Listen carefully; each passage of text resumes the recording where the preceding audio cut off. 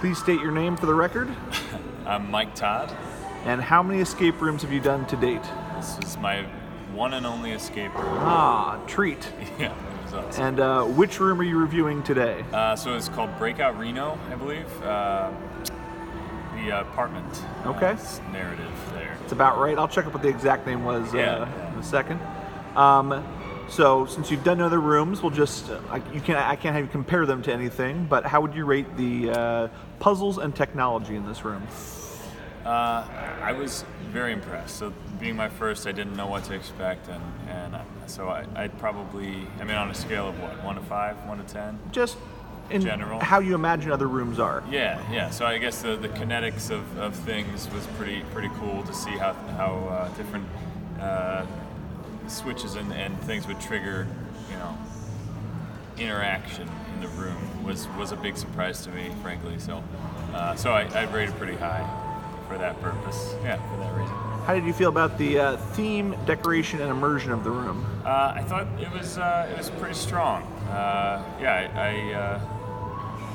I felt like I was there in the apartment. It was real. You ever feel in danger? No, I don't think so. Okay. No.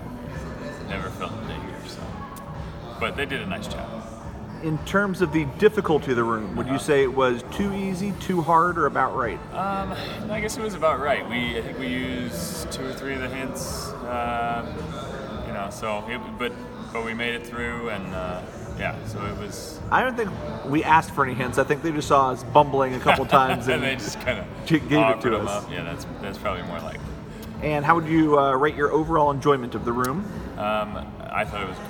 Yeah, I totally recommend it. So, I don't know.